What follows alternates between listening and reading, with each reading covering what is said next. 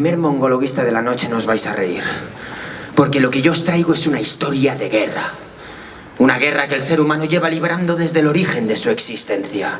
Una guerra más sangrienta, más salvaje, más atroz que la que tiene Vive Express contra las manchas. Vengo a hablaros de la guerra contra las bacterias patógenas. No riáis, porque la cosa tiene tela, claro. Estos minúsculos seres fueron los primeros en poblar la Tierra hace más de 3.500 millones de años. Eso les ha dado un mogollón de tiempo para evolucionar. Han evolucionado más que los Pokémon, que los Digimon.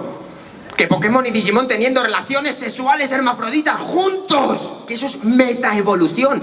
Y eso los ha convertido en un enemigo atroz para el ser humano. Solo para poneros un ejemplo, os voy a hablar de la peste negra. Que no es eso que se nos escapa a veces, ¿eh? En los ascensores, en los Science Slams. Bueno, aquí estamos al aire libre, podéis soltar lo que os dé la gana. No. Yo quiero hablaros de la pandemia que arrasó Europa y que en el siglo XIV, en tan solo 6 años, 50 millones de personas sucumbieron al ataque de Yersinia pestis. Una bacteria 1000 veces más pequeña que el milímetro. Una mierda de célula procariota que no tiene ni núcleo celular ni nada para guardar su ADN. A ver, que yo me las imagino charlando entre ellas diciéndose: Nena, posa't a expressar el gen de la toxina alfa, que allà al fondo he vist un humano i ens posarem les botes, ¿eh? Y la otra diciéndole: No puedo, no encuentro el gen, se me habrá enredado entre los mesosomas. ¿Cómo es posible que esa escoria de células nos hiciese tanto daño? Por la ignorancia, señoras y señores. Eso que campa a sus anchas por nuestro gobierno es lo que tantas bajas nos ha ocasionado. Claro que sí, porque en el siglo XIV no teníamos ni puñetera idea de lo que estaba pasando. Tuvieron que pasar 500 años. Tuvimos que llegar al siglo XIX, que es el siglo de la biología médica, para que apareciera el gran héroe de esta historia, el que a mí me gusta llamar el Cid campeador contra las bacterias. Os voy a pedir a todos, a todas, un fuertísimo aplauso para Luis Pasteur. ¡Un fuerte aplauso, claro que sí! Para el creador de la pasteurización de la leche que le dais a vuestras crías por las mañanas. Para el inventor de las vacunas que os ponéis para protegeros. Para el autor de la teoría germinal de las enfermedades, de la que no paráis de hablar y de retuitear y de subir al Facebook y de... ¿Pero qué son esas risas? Hombre, esa teoría la conoceréis, ¿no? Que tuvo más impacto que el último libro de Belén Esteban, de verdad. No, o sea, fue tan importante que somos un montón de científicos que queremos dividir la historia en AP y DP. En antes de Pasteur y después de Pasteur, claro que sí. No, porque fijaos, en el antes de Pasteur la gente se pensaba que las enfermedades las creaba un Dios todopoderoso, caprichoso, que nos miraba desde su reino de los cielos y nos decía: tú tienes cara de pecadora, peste negra para ti. Y eso daba lugar a situaciones extrañas, situaciones raras, como por ejemplo, un hombre en el antes de Pasteur, en la Mallorca del antes de Pasteur, llegaba a su casa y le decía a su mujer: María, que me duele mucho la tripa, que me voy por la pata abajo. Y su mujer le decía: pecador de la pradera. Era del sur, de la península. ¿Qué ha hecho para enfadar al todopoderoso, al Mesías? Haz el favor de tomarte una cucharadita de aceite de ricino, que yo te preparo una sopita de ajo. Y el hombre se tomaba eso y se encontraba mejor, se curaba. Pero ¿qué pasa en el después de Pasteur? En el 1800 y muchos, la teoría germinal de las enfermedades ha corrido como la pólvora por todo el planeta.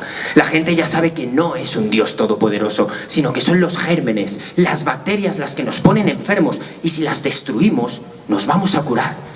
Así que, en el después de Pasteur, la situación que hemos visto antes sería tal que así: María, que me duele mucho la tripa, que me voy por la pata abajo. Y la María le dice: ay, cabronazo, que ya te me has puesto tierno a vino mal fermentado en el bar del Paco.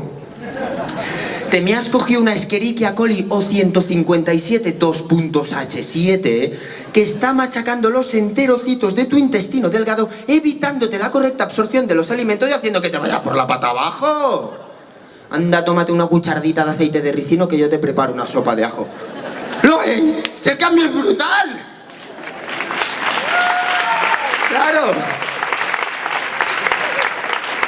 Es que luego hay gente que nos dice que lo que hacemos los científicos no vale para nada. Pues mira, para muestra un botón, claro que sí que vale. Mira si es útil. Y yo quiero hablaros ahora de un cambio de mentalidad, de un cambio de paradigma que hemos hecho los científicos con las bacterias. Porque desde que las descubrimos, las hemos estudiado como seres independientes, como soldados, como guerrilleros que cada cual hace la guerra por su lado. Yo tengo bastante imaginación, ¿no? Y las imagino dentro de nuestro cuerpo. ¿Cuál Rambo perdió por Vietnam, Con la cinta en la cabeza, la Kalashnikov en la mano y gritando: ¡oh, Dios mío, no me siento el flagelo! No es exactamente así, porque las bacterias dentro de nuestro cuerpo forman el biofilm. Olvidad al guerrillero y empezad a ver a este brutal enemigo como un auténtico ejército regular. Porque dentro de nuestro cuerpo las bacterias son capaces de unirse a una superficie y allí excretan lo que a mí me gusta llamar el moco protector. Que no es más que una matriz extracelular polimérica, ¿no? Formada por trozos de proteína, trozos de ADN, trozos de azúcares que protegen a las bacterias y las anclan a la superficie. Claro, dentro de ese moco protector las bacterias están... Pues ¿cómo vas a estar en un moco, no? Calentito, a gusto, pegajoso... Están tan bien que se pegan todo el día comunicándose entre ellas con lo que conocemos como quorum sensing. ¿Lo qué? El WhatsApp de la bacteria, señoras y señores. El hola, ¿qué hace? ¿Te divide o qué hace? Y tú el día así, tienes más vida social que yo. ¿Qué me pego todo el día en el laboratorio con esos? Bueno, la cuestión es que gracias a toda esta comunicación, las bacterias se organizan como se organizan los ejércitos. Los ejércitos tienen diferentes cuerpos para hacer la guerra y las bacterias dentro del biofilm forman microcolonias, pelotas bacterianas que se parecen mucho a esos cuerpos. Tenemos, por ejemplo, a la pelota hospital de campaña, que es un montón de bacterias que se dedican a pelear contra nuestro sistema inmune y a destruir los antibióticos que nos tomamos. Tenemos también a la pelota de infantería, que aquí están las malas malotas. Aquí está la legión. Aquí hay un montón de bacterias que llenan su interior, su citoplasma, de toxinas y construyen en su superficie los sistemas de secreción. Unas poderosísimas agujas que utilizan para clavarlas en nuestro cuerpo y inyectarnos así sus toxinas. Esta es la parte más gráfica de todo el monólogo. Y finalmente, dentro del biofilm encontramos a la pelota de Marina. ¡Marina! ¡Qué maja! Es mi favorita. ¿Por qué? Porque no tiene toxinas, porque no tiene sistemas de secreción. Lo que hacen estas bacterias es tener los flagelos, esa especie de pelillos, que les dan la movilidad necesaria para abandonar el biofilm, viajar por nuestro cuerpo y colonizar nuevos espacios para continuar así con la infección. Y yo aquí me acojono. Me acojono porque me pongo a pensar ahí con toda mi imaginación que tengo y digo, a ver, si las bacterias ya no son soldados, sino que son auténticos ejércitos, las diferentes especies bacterianas serán como los diferentes ejércitos que han poblado la Tierra. Claro, si es así me imagino a la Yersinia pestis, la de la peste negra, como el antiguo ejército nazi alemán, capitaneado por Angela Merkel, por Adolf Hitler, arrasando toda Europa y no dejando ni un hospital sin privatizar. Y en cambio, a la Escherichia coli, pues yo la veo más nuestra, ¿no? Más como el ejército español, con su general de todos los ejércitos cagándola cada 2 por 3. Pero eso sí, lo siente mucho, sabes que bojado y luego volverá a ocurrir. Bueno, los científicos hemos hecho ese cambio de mentalidad, ese cambio de paradigma. Ya no estudiamos a las bacterias solo como guerrilleros, las estudiamos también como auténticos ejércitos y hemos empezado a desarrollar nuevas herramientas para seguir cosechando victorias en esta guerra por la supervivencia. Muchas gracias.